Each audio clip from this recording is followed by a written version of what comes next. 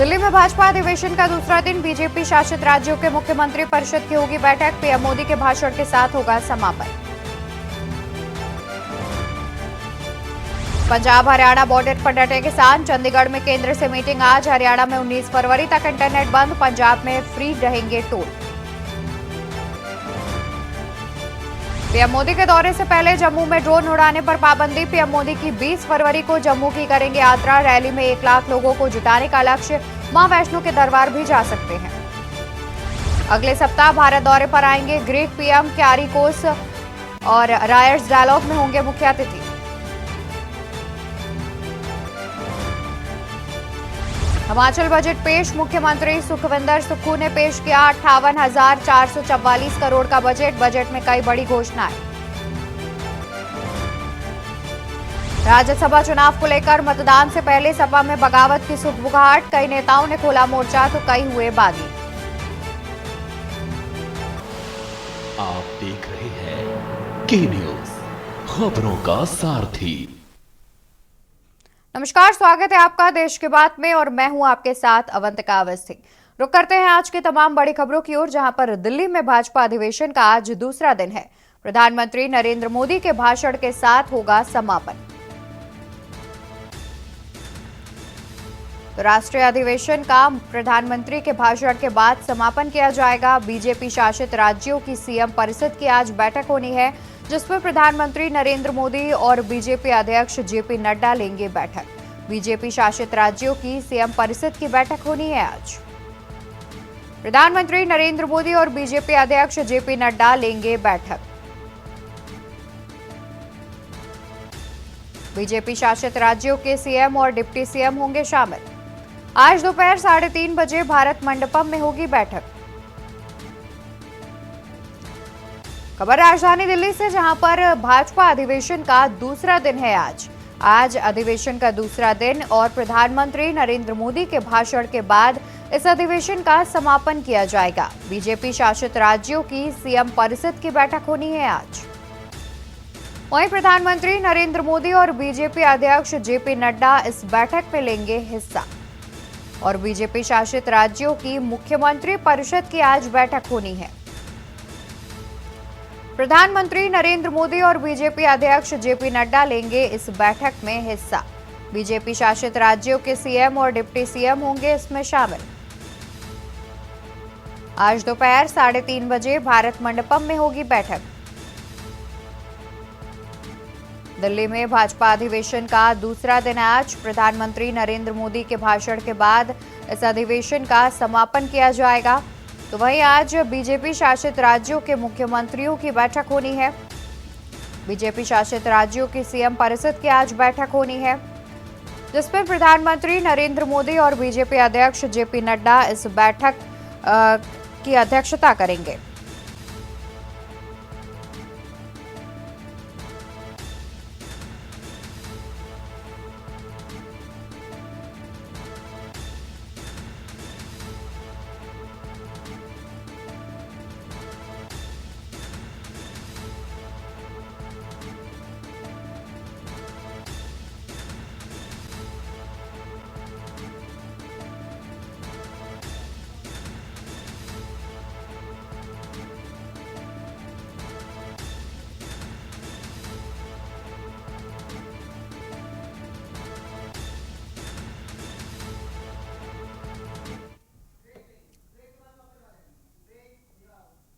और यहाँ रुकेंगे एक छोटे से ब्रेक के लिए, जल्द हाजिर होंगे।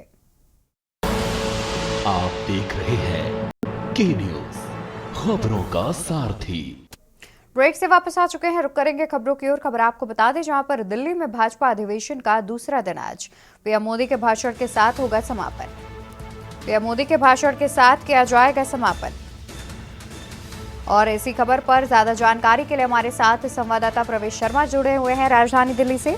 प्रवेश, देखा जाए तो आज अधिवेशन का दूसरा दिन है और आज बीजेपी शासित जितने भी राज्य के मुख्यमंत्री हैं उनकी एक बैठक होनी है, जिसकी अध्यक्षता बीजेपी राष्ट्रीय अध्यक्ष जेपी नड्डा और प्रधानमंत्री नरेंद्र मोदी करते नजर आएंगे।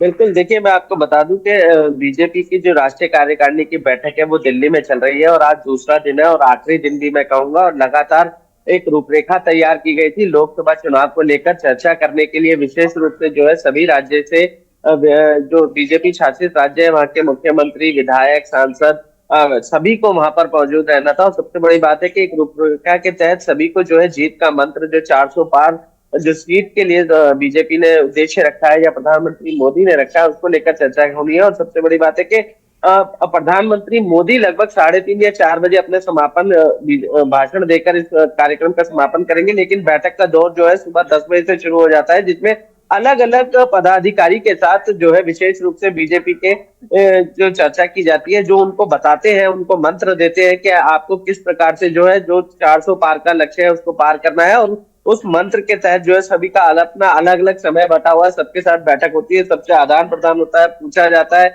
एक दूसरे से जानकारी ली जाती है कि आपको क्या लगता है कि आपके क्षेत्र में ऐसी कौन से मुद्दे हैं या ऐसी कौन सी बातें हैं जिसको लेकर बीजेपी अछूती है या दूर है, या ऐसी कौन सी बातें हैं जिससे बीजेपी आसानी से वहां पर अपनी जीत हासिल कर सकती है। और उसके बाद ये दौर लगातार हर घंटे, आधा घंटा इस तरीके से बटा हुआ और जिसमें सभी को क्रम वाइज जो है चर्चा की जा रही है। जी बिल्कुल। और देखा जाए तो जिस तरीके से चुनाव नजदीक है तो जाहिर तौर पर बीजेपी इस अधिवेशन का आयोजन करके एक विशेष रणनीति तैयार कर रही होगी।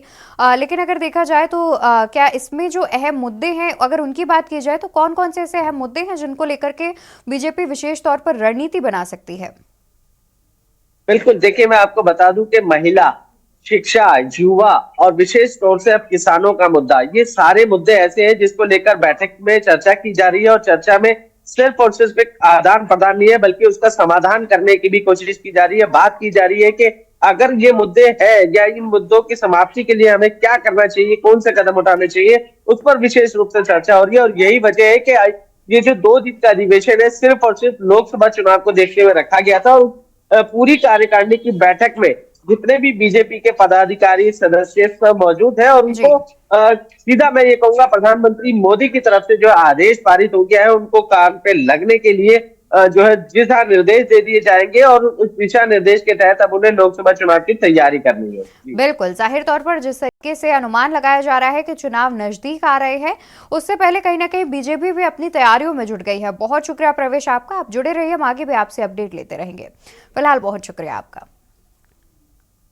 तो बता देते हैं कि दिल्ली में भाजपा अधिवेशन का दूसरा दिन है आज, जिसमें आज प्रधानमंत्री नरेंद्र मोदी के भाषण के बाद इसका समापन कर दिया जाएगा। तो वहीं बीजेपी शासित जितने भी राज्य के मुख्यमंत्री हैं उनकी आज बैठक होनी है। और यहाँ रुकेंगे एक और छोटी सी ब्रेक के लिए, जल्द हाजिर होंगे। आप देख रहे हैं के न्यूज, खबरों का सारथी। ब्रेक से वापस आ चुके हैं, रुक करते हैं खबरों का, जहां केंद्र सरकार और किसानों के बीच आज फिर होगी बैठक। सरकार और किसान नेताओं के बीच चौथे दौर की होगी बैठक। एमएसपी समेत कई मांगों को लेकर किसान कर रहे हैं प्रदर्शन। बता दें कि सरकार और किसान नेताओं के बीच चौथे दौर की बैठक होगी। एमएसपी समेत कई मांगों को लेकर किसान कर रहे हैं प्रदर्शन। इसके पहले भी 3 बार हो चुकी है किसानों के साथ बैठक। सरकार और किसान नेताओं के बीच चौथे दौर की होगी बैठक। एमएसपी समेत कई मांगों को लेकर किसान कर रहे हैं प्रदर्शन। इससे पहले भी 3 बार हो चुकी है किसानों के साथ बैठक।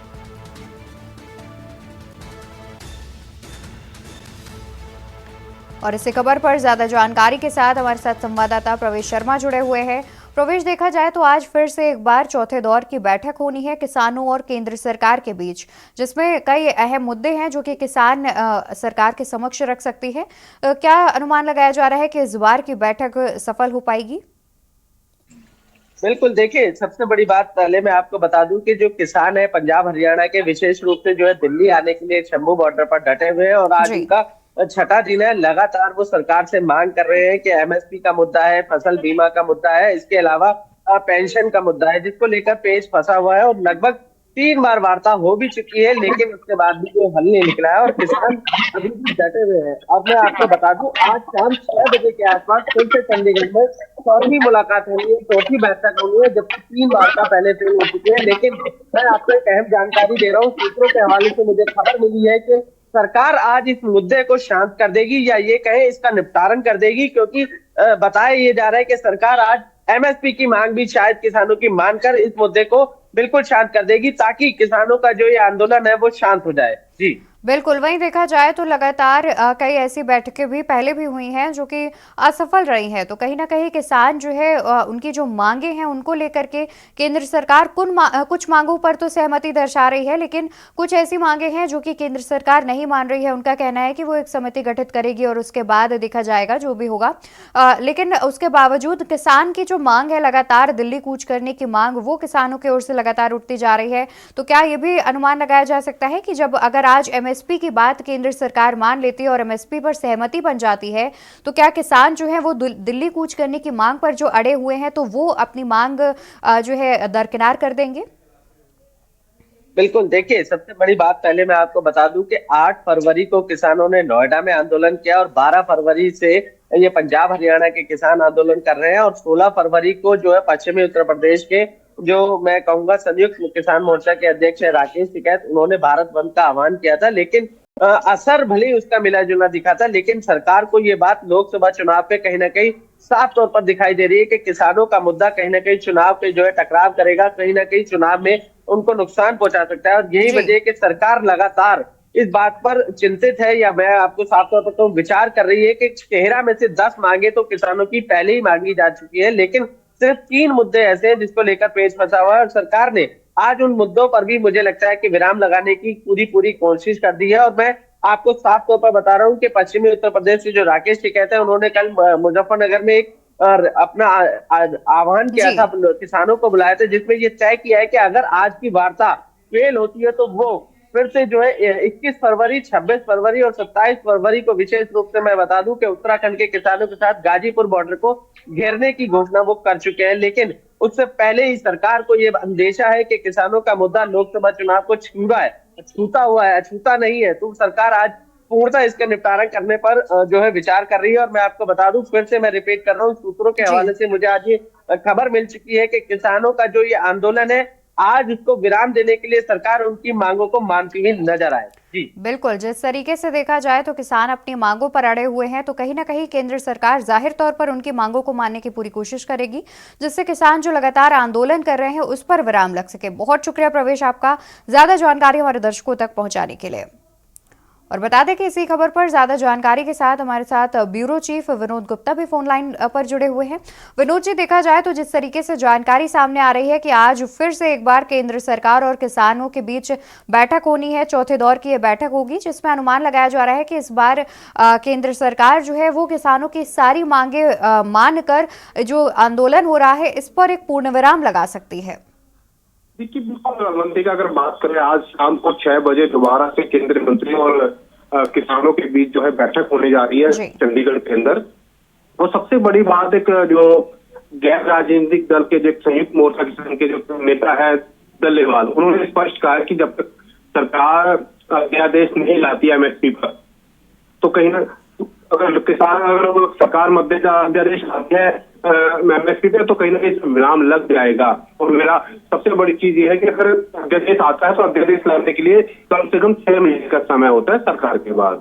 तो ये सही बात है कि खुद से भी बताते हैं और कहीं ना कहीं संभावना जताई जा रही है कि आज शायद सरकार इसकी घोषणा कर सकती है, और अगर 6 महीने में केंद्र सरकार आती है, उसके बाद नए कानून बनते हैं, हो सकता है कि कहीं ना कहीं एक समस्या का जो किसानों और केंद्र सरकार और केंद्र के बीच जो चल रही है, किसानों के बीच समस्या चल रही है, आज उसका विराम भी लग सकता है। और जो आंदोलन खासकर शंभू बॉर्डर में हमने पिछले 4 से 5 दिनों में देखा है, विकराल रूप ले चुका है, उसको भी शांति के साथ आज खत्म किया जा सकता है। जी बिल्कुल। और विनोद जी, साथ ही अभी देखा जाए तो जिस तरीके से लोकसभा चुनाव भी नजदीक आ रहे हैं, तो कहीं ना कहीं केंद्र सरकार की एक कवायद भी हो सकती है कि जिससे वो आंदोलन जल्द से जल्द जो है बंद कराए, उस पर विराम लगवाए, ताकि उनकी छवि धूमिल ना हो। देखिए, सबसे बड़ी बात है किसानों के साथ साथ कुछ राजनीतिक दलों ने किसानों का फायदा उठाकर ही इस आंदोलन को खड़ा किया है। चाहती कि किसानों का आंदोलन हो चाहे राजनीतिक दल हो, इस पर सरकार की कृपा ना हो। और यही सरकार इसी वजह से 3 केंद्र के जो सीनियर मंत्री है, पीयूष गोयल और जो अन्य 2 मंत्री है, उनके साथ बैठकें चल रही है और कवायद चल रही है कि आज जो समस्या हल निकल जाए, जिससे कि आने वाले लोकसभा चुनाव में सरकार की, केंद्र सरकार की किसी तरह की कोई छवि धूमिल ना हो।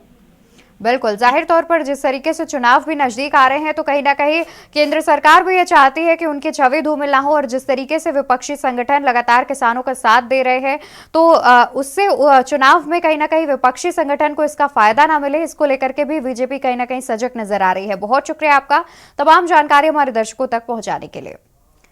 तो आपको बता दें कि आज केंद्र सरकार यानी कि बीजेपी और किसान संगठनों के बीच चौथे दौर की बैठक होनी है, जिसमें अनुमान लगाया जा रहा है कि इस बार जो अपनी मांगों पर किसान अड़े हुए हैं उनकी मांगें मान ली जाएंगी। और रुकेंगे यहां पर छोटे से ब्रेक के लिए, जल्द हाजिर होंगे। आप देख रहे हैं के न्यूज, खबरों का सारथी। ब्रेक से वापस आ चुके हैं, रुक कर लेते हैं तमाम बड़ी खबरों की ओर, जहां 19 फरवरी को प्रधानमंत्री नरेंद्र मोदी का लखनऊ दौरा। ग्राउंड ब्रेकिंग सेरेमनी में शामिल होने के लिए प्रधानमंत्री पहुंचेंगे लखनऊ। ग्राउंड ब्रेकिंग सेरेमनी का उद्घाटन करेंगे प्रधानमंत्री नरेंद्र मोदी। पीएम के दौरे के मद्देनजर कड़ी सुरक्षा व्यवस्था की गई। आईजीपी के आसपास ऊंची इमारतों पर तैनात रहेंगे कमांडो। आईजीपी के आसपास ऊंची इमारतों पर तैनात रहेंगे कमांडो। इंदिरा गांधी प्रतिष्ठान के आसपास नो फ्लाइंग जोन किया गया घोषित। 8 एसपी, 12 एएसपी और 31 सीओ ड्यूटी पर रहेंगे तैनात। 79 इंस्पेक्टर, 416 एएसआई और 5 कंपनी पीएसी भी लगाई गई है। और इसी खबर पर ज्यादा जानकारी के साथ हमारे साथ संवाददाता लखनऊ से दीपक पांडे जुड़े हुए हैं। दीपक, देखा जाए तो जिस तरीके से 19 फरवरी को प्रधानमंत्री आने वाले हैं, उससे पहले क्या जितनी भी तैयारियां हैं वो कर ली गई हैं?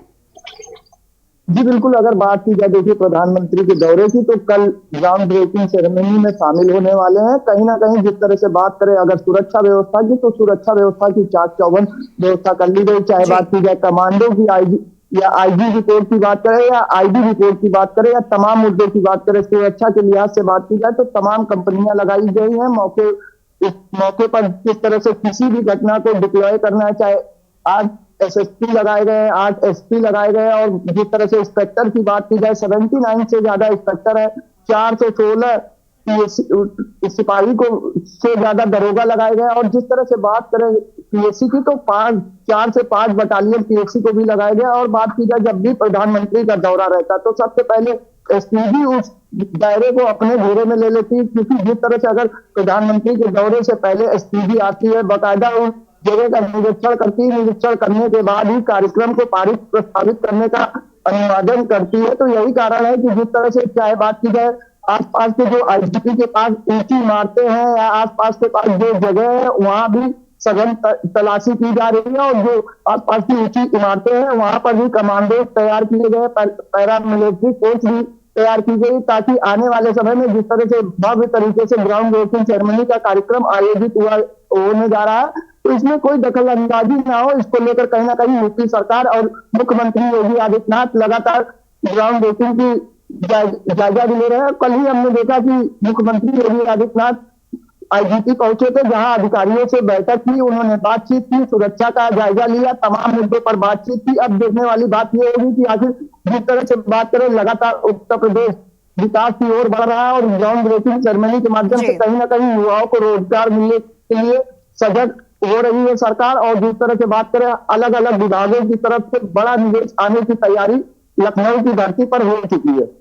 बिल्कुल, और दीपक देखा जाए तो जिस तरीके से ग्राउंड ब्रेकिंग सेरेमनी का कल उद्घाटन किया जाएगा प्रधानमंत्री के द्वारा, तो आखिर जो मेन मोटिव की बात की जाए यानी कि मेन मुद्दा क्या हो सकता है कि ग्राउंड ब्रेकिंग सेरेमनी को आयोजित करके क्या युवाओं को साधने का प्रयास कर रही है बीजेपी?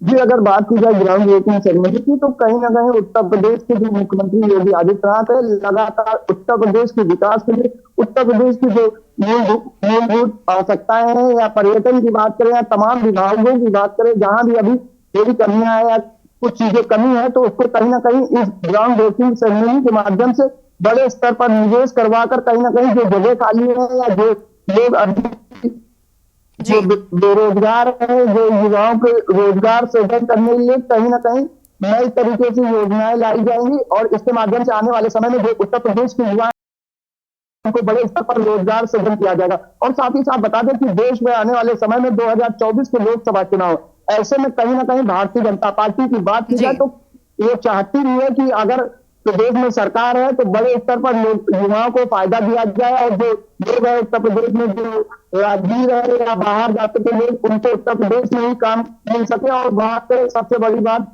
अयोध्या की, तो अयोध्या में टॉप 10 कंपनियां इन्वेस्टर के रूप में कल लखनऊ में आएंगी, और इससे कहीं ना कहीं अयोध्या समेत अयोध्या के आसपास के जो जिले हैं उसको भी विकास के माध्यम से संवारा जाएगा। बिल्कुल, देखा जाए तो जिस तरीके से ग्राउंड ब्रेकिंग सेरेमनी का कल प्रधानमंत्री उद्घाटन करने के लिए लखनऊ पहुंचेंगे, तो उससे पहले कई तैयारियां भी कर ली गई हैं। बहुत शुक्रिया दीपक आपका ज्यादा जानकारी हमारे दर्शकों तक पहुंचाने के लिए। तो आपको बता दें कि 19 फरवरी को उत्तर प्रदेश में ग्राउंड ब्रेकिंग सेरेमनी का उद्घाटन करने के लिए राजधानी लखनऊ पहुंचेंगे प्रधानमंत्री, और इंदिरा गांधी प्रतिष्ठान में कार्यक्रम का आयोजन किया जाना है, जिसको लेकर पहले से ही सुरक्षा के साथ साथ तमाम व्यवस्थाएं पूरी कर ली गई हैं। और यहाँ रुकेंगे एक छोटे से ब्रेक के लिए, जल्द हाजिर होंगे। आप देख रहे हैं के न्यूज, खबरों का सारथी। ब्रेक से वापस आ चुके हैं, रुक करेंगे खबरों की ओर। खबर आपको संभल से बताएंगे, जहां पर 19 फरवरी को श्री कल्की मंदिर का शिलान्यास कार्यक्रम। प्रधानमंत्री नरेंद्र मोदी मंदिर शिलान्यास के लिए आएंगे। प्रधानमंत्री मंदिर शिलान्यास के लिए आएंगे। कल्की पीठाधीश्वर आचार्य प्रमोद कृष्णम का बयान भी आया है सामने, जहां पर उन्होंने कहा कि कांग्रेस बहुत छोटी है, देश बड़ा है, मैंने देश चुना। 18 साल पहले देखा गया सपना अब सच होगा। कलयुग के अवतार श्री कल्की नारायण का मंदिर बनेगा। 108 फीट ऊंचा होगा श्री कल्की का भव्य मंदिर। संभल के चौड़ा काम्बोह गांव में बनेगा कल्की मंदिर।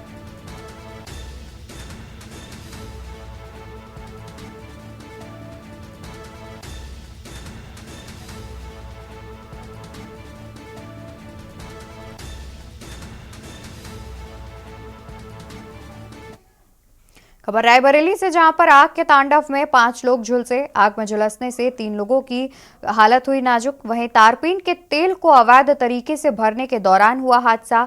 शॉर्ट सर्किट से तारपीन के तेल में लगी आग। आग में झुलसने से 3 लोगों की हालत नाजुक।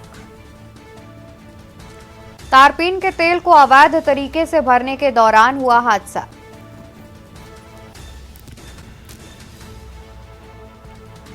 शॉर्ट सर्किट से तारपीन के तेल में लगे आग। 100 मीटर से भी अधिक मात्रा में बताई जा रही थी तेल की मात्रा। घायलों को आनन फानन में पहुंचाया गया जिला अस्पताल। जिला अस्पताल में भर्ती करके किया जा रहा इलाज। शहर कोतवाली के छोटा घोशियाना का पूरा मामला बताया जा रहा है। तो खबर रायबरेली से, जहां पर आग के तांडव में 5 लोग झुलसे। आग में झुलसने से 3 लोगों की हालत हुई नाजुक। इसी खबर पर ज्यादा जानकारी के लिए हमारे साथ संवाददाता मनीष अवस्थी जुड़े हुए हैं। मनीष, जिस तरीके से तारपीन के तेल में शॉर्ट सर्किट से आग लगी है, जिसमें करीब 5 लोग झुलस भी गए हैं, जानकारी सामने आ रही है कि अवैध तरीके से तेल भरा जा रहा था। बिल्कुल अवंतिका, बात करें तो ये रायबरेली में भीषण हादसा हुआ है, जिसमें आपकी में 5 लोग आए हैं। आपको बता दें कि ये पूरा मामला जो शहर कोतवाली छोटा घोशियाना पड़ता है, वहां पर एक तारपीन की जो तारपीन का जो तेल है उसका एक गोदाम बना हुआ था, जहां पर अवैध तरीके से बोतलों में भराई हुआ करती थी। भरते ही समय अवैध तरीके से तारपीन का तेल बोतलों में भरा जा रहा था। उसी समय बिजली की शॉर्ट सर्किट हुई, जिसमें 5 लोग इस चपेट में आ गए और पूरी तरह झुलस गए। फिर अब सभी को आनंद फानंद जो जिला अस्पताल है उसमें भर्ती कराया गया। 3 की हालत अभी भी नाजुक बनी है, जिनका इलाज जिला अस्पताल में चल रहा है। फिलहाल जिस तरह से अवैध तरीके से जो तारपीन का तेल भरने का काम किया जा रहा है, हादसे के बाद यहाँ जिले का प्रशासन हरकत में आया है और आनंद फानंद मौके पर पहुंचकर जांच पड़ताल भी उसने शुरू कर दी है। फिलहाल अभी तक स्पष्ट नहीं हो पाया है कि आखिर ये जो तारपीन का तेल है किस तरह का था, किस तरह इसमें आग लगी है। लेकिन कहीं ना कहीं ये बताया जा रहा है कि शॉर्ट सर्किट हुई थी, जिससे तारपीन में आग लग गई और आग लगने से जो है सर्किट हुई, आग लगने से 5 लोग झुलस गए। फिलहाल जो गोदाम में जो तारपीन का तेल था वो लगभग 100 किलो तारपीन का तेल बताया जा रहा है कि वहां पर मौजूद था। एक बड़ा हादसा हो सकता था इनका, लेकिन गलीमत थी कि 5 लोग उसकी चपेट में आए। फिलहाल पूरे जो घायल है उनका जिला अस्पताल में इलाज चल रहा है और जो यहाँ के प्रशासनिक अधिकारी है इसकी जांच पड़ताल भी अब तक कर रहे हैं। बिल्कुल। और मनीष, देखा जाए तो जिस तरीके से 5 लोग झुलस गए हैं, अगर उनकी स्थिति की बात की जाए तो फिलहाल उनकी स्थिति कैसी बनी हुई है? और इसके अलावा क्या अभी तक प्रशासन की ओर से जो अवैध तरीके से तेल का भंडारण किया जा रहा था उस पर कोई कार्रवाई की गई है? जी बिल्कुल, अवंतिका बात करें तो जिस तरह से जो 5 लोग जुटे थे उसमें तो फिलहाल 2 ट्रीटमेंट करके उनको घर भेज दिया गया है, लेकिन जो 3 लोग हैं उनको अभी भी वार्ड में भर्ती किया गया है जहां पर उसका इलाज किया जा रहा है। फिलहाल जो यहाँ के जैसे ही प्रशासन अमले को जानकारी मिली, पुलिस को जानकारी मिली, वो मौके पर पहुंची और वहां पर पूरे तरीके से बैरिकेडिंग करके उसकी जांच पड़ताल भी उसने शुरू कर दिया है। अवंतिका बिल्कुल, बहुत शुक्रिया मनीष आपका ज्यादा जानकारी हमारे दर्शकों तक पहुंचाने के लिए। तो ये अहम जानकारी आपको बता रहे हैं, रायबरेली से खबर सामने आ रही है जहां पर तारपीन के तेल को अवैध तरीके से भरा जा रहा था, जिसके बाद शॉर्ट सर्किट होने की वजह से उसमें आग लग गई और इसकी चपेट में 5 लोग आ गए जो कि बुरी तरह से झुलस गए हैं, जिसमें 3 की हालत गंभीर बताई जा रही है।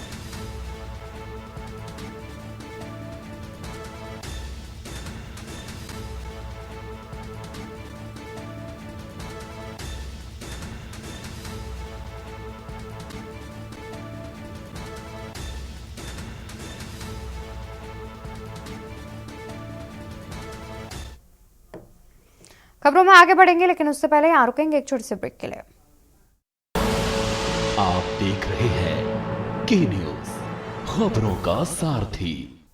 ब्रेक से वापस आ गए हैं, रुक करेंगे खबरों की ओर और बात करेंगे प्रयागराज के, जहां पर राहुल गांधी की भारत जोड़ो न्याय यात्रा का संभावित रूट प्रयागराज एयरपोर्ट से राजरूपपुर पहुंचेगी न्याय यात्रा। पुरानी जीटी रोड हेमंतगंज होते हुए खुलदाबाद पहुंचेगी, तो वहीं घंटाघर होते हुए जानसेनगंज चौराहा पहुंचेगी न्याय यात्रा। राहुल गांधी की भारत जोड़ो न्याय यात्रा का संभावित रूट प्रयागराज एयरपोर्ट से राजरूपपुर पहुंचेगी न्याय यात्रा। पुरानी जीटी रोड हिम्मतगंज होते हुए खुलदाबाद पहुंचेगी,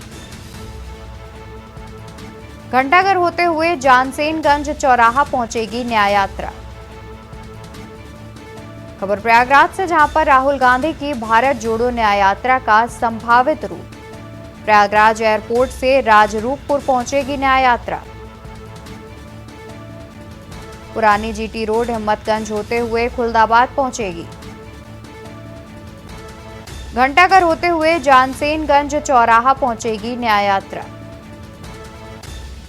खबर प्रयागराज से, जहां राहुल गांधी की भारत जोड़ो न्याय यात्रा का संभावित रूट प्रयागराज एयरपोर्ट से राजरूपपुर पहुंचेगी न्याय यात्रा।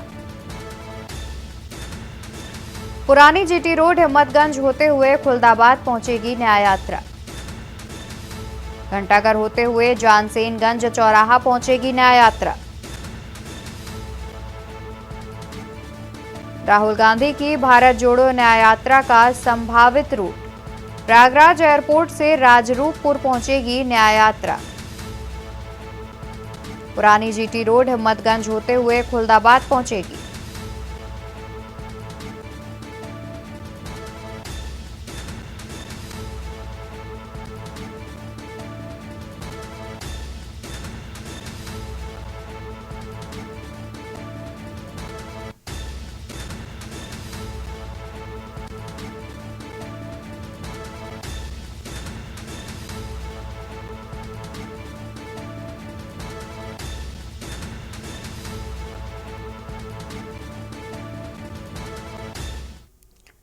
खबर आगरा से, जहां पर आज से शुरू होने जा रहा है ताज महोत्सव। भव्य रूप से सजकर तैयार हुआ शिल्पग्राम। आज से शुरू होने जा रहा है ताज महोत्सव। भव्य रूप से सजकर तैयार हुआ शिल्पग्राम। पर्यटन मंत्री करेंगे ताज महोत्सव का शुभारंभ। अधिकारियों ने तैयारियों का लिया जायजा। भव्य रूप से सजकर तैयार हुआ शिल्पग्राम। पर्यटन मंत्री करेंगे ताज महोत्सव का शुभारंभ। तैयारियों का अधिकारियों ने लिया जायजा।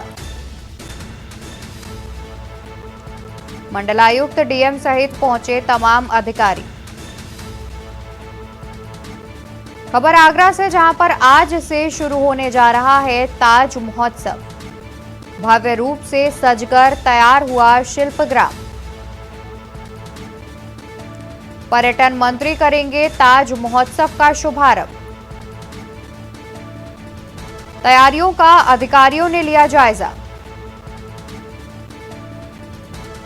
भव्य रूप से सजकर तैयार हुआ शिल्पग्राम।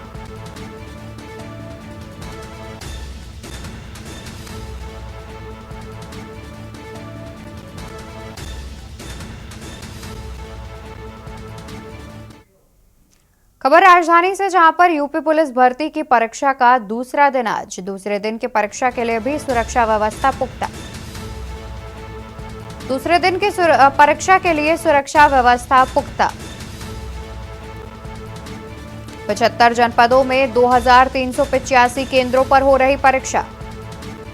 48.17 लाख अभ्यर्थियों ने भर्ती के लिए किया था आवेदन। पहले दिन आपको बता दें कि 48.17 लाख अभ्यर्थियों ने भर्ती के लिए किया था आवेदन। पहले दिन 24.08 लाख में से 21.76 लाख परीक्षार्थियों ने दी परीक्षा। परीक्षा केंद्र पर एसटीएफ, स्टैटिक मजिस्ट्रेट और पुलिसकर्मी मुस्तैद। यूपी पुलिस भर्ती की परीक्षा का दूसरा दिन आज। अहम जानकारी आपको बता रहे हैं, जहां पर आज परीक्षा के लिए सुरक्षा व्यवस्था के पुख्ता इंतजाम किए गए हैं। दूसरे दिन की परीक्षा के लिए भी सुरक्षा व्यवस्था के पुख्ता इंतजाम किए गए हैं, जिसमें 75 जनपदों में कई केंद्रों पर परीक्षा होनी है। 48.17 लाख अभ्यर्थियों ने भर्ती के लिए किया था आवेदन।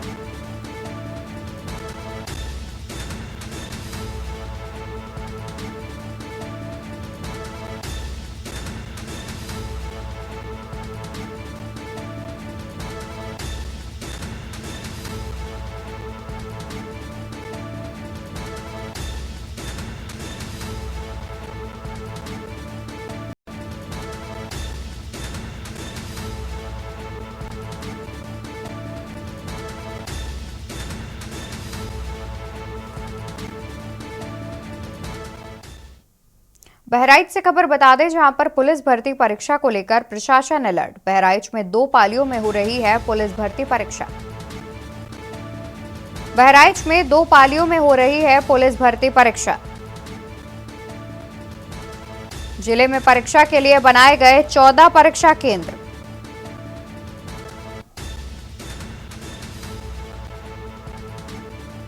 एक पाली में 7000 से ज्यादा अभ्यर्थी दे रहे हैं परीक्षा। पुलिस भर्ती परीक्षा को लेकर प्रशासन अलर्ट। बहराइच में 2 पालियों में हो रही है पुलिस भर्ती परीक्षा। जिले में परीक्षा के लिए बनाए गए 14 परीक्षा केंद्र। एक पाली में 7000 परीक्षार्थियों ने दी परीक्षा।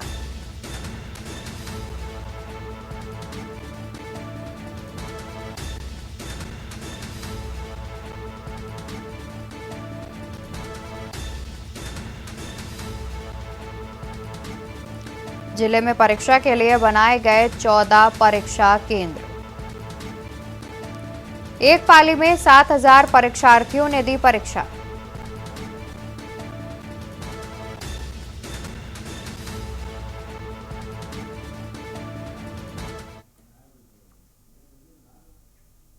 परीक्षा केंद्र में अभ्यर्थियों के लिए बढ़ी सुरक्षा। एडमिट कार्ड पर बने क्यूआर कोड से अभ्यर्थियों की हो रही है एंट्री। एडमिट कार्ड पर बने क्यूआर कोड से अभ्यर्थियों की एंट्री हो रही है। तो वहीं कोड को स्कैन करने पर अभ्यर्थी का बायोमेट्रिक का इस्तेमाल किया जा रहा है। अभ्यर्थियों की फिंगर फेस डिटेक्शन के लिए बायोमेट्रिक यूज किया जा रहा है।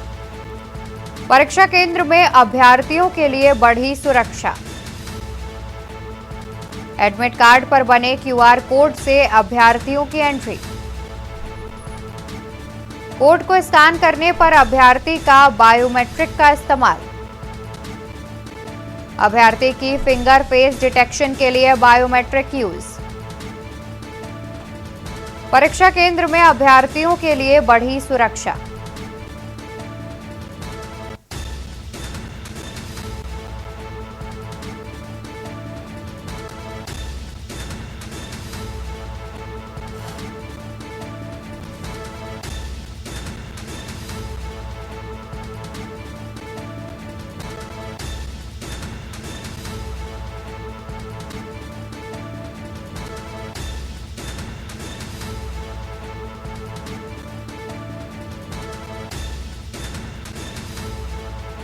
कोड को स्कैन करने पर अभ्यर्थी का बायोमेट्रिक का इस्तेमाल। अभ्यर्थियों की फिंगर फेस डिटेक्शन के लिए बायोमेट्रिक यूज। और यहाँ रुकेंगे एक और छोटी सी ब्रेक के लिए। आप देख रहे हैं के न्यूज, खबरों का सारथी। राजधानी लखनऊ से खबर आपको बता देते हैं, जहां पर आज 24.08 अभ्यर्थियों को देनी है परीक्षा। 21.76 लाख अभ्यर्थी हुए शामिल। परीक्षा में 21.76 लाख अभ्यर्थी हुए शामिल। 2.32 लाख अभ्यर्थियों ने छोड़ी पहले दिन परीक्षा। तो वहीं आज 26.04 लाख अभ्यर्थी परीक्षा केंद्रों में देंगे परीक्षा। आज 24.08 अभ्यर्थियों को देनी थी परीक्षा। तो वहीं परीक्षा में 21.76 लाख अभ्यर्थी हुए शामिल। 2.32 लाख अभ्यर्थियों ने छोड़ी पहले दिन की परीक्षा। आज 26.04 लाख अभ्यर्थी परीक्षा केंद्रों में देंगे परीक्षा। आज 24.08 अभ्यर्थियों को देनी थी परीक्षा। परीक्षा में 21.76 लाख अभ्यर्थी हुए शामिल।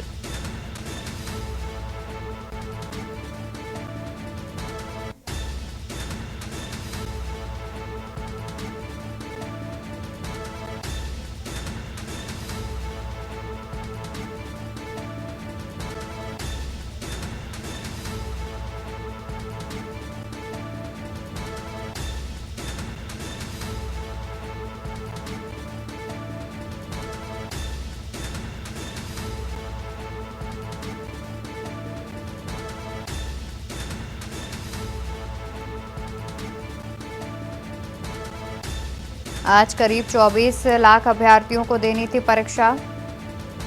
तो वहीं परीक्षा में करीब 22 लाख अभ्यर्थी ही हुए शामिल। 2.5 लाख अभ्यर्थियों ने छोड़ी पहले दिन की परीक्षा। तो वहीं मुजफ्फरनगर में टाइम बम मामले में बड़ा update. Wanted Imrana STF Meerut unit ने किया गिरफ्तार। एसटीएफ मेरठ यूनिट इमराना से पूछताछ में जुटी। मुजफ्फरनगर में टाइम बम से उड़ाने का मामला। Wanted Imrana STF Meerut unit ने किया गिरफ्तार। एसटीएफ मेरठ यूनिट इमराना से पूछताछ में जुटी। मुजफ्फरनगर दंगे मामले में भी इमराना पर गंभीर आरोप। मुजफ्फरनगर दंगे मामले में भी इमराना पर गंभीर आरोप। इमराना की मंशा और आतंकी कनेक्शन तलाश रही जांच एजेंसी। बीते दिन बम बनाने वाला मास्टरमाइंड जावेद किया था गिरफ्तार। इमराना को सप्लाई करने के लिए जावेद बना रहा था time bomb.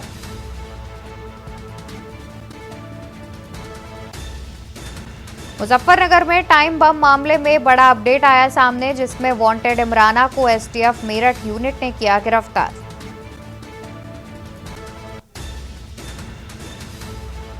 STF Meerut unit Imrana से पूछताछ में जुटी। मुजफ्फरनगर दंगे मामले में भी इमराना पर लगे हैं गंभीर आरोप। मुजफ्फरनगर दंगे मामले में इमराना पर गंभीर आरोप।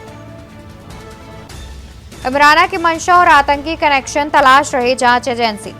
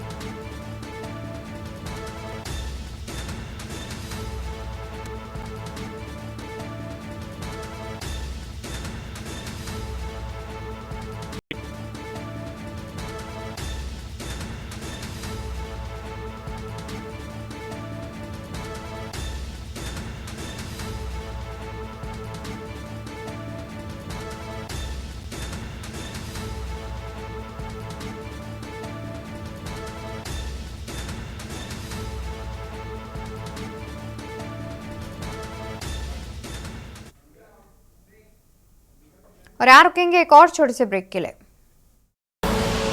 आप देख रहे हैं के न्यूज, खबरों का सारथी। तो वही राजधानी दिल्ली से आपको खबर बता देते हैं। दिल्ली से खबर सामने आ रही है, जहां केंद्र सरकार और किसानों के बीच आज फिर होगी बैठक।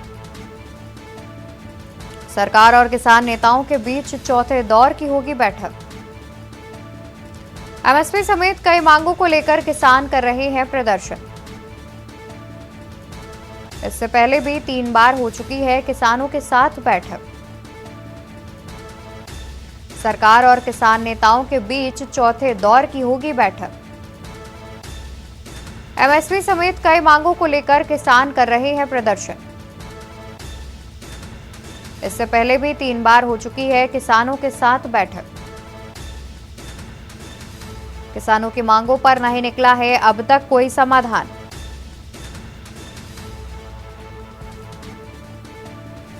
तो वहीं सूत्रों के हवाले से जानकारी सामने आ रही है कि आज केंद्र सरकार किसानों की मांगे मान लेगी। देखने वाली बात होगी कि केंद्र सरकार और किसानों के बीच बैठक के बाद क्या निष्कर्ष निकलकर सामने आता है। लगातार किसान कर रहे हैं विरोध प्रदर्शन, आंदोलन पर अड़े हुए हैं किसान। वहीं आज सरकार और किसान नेताओं के बीच चौथे दौर की बैठक होगी।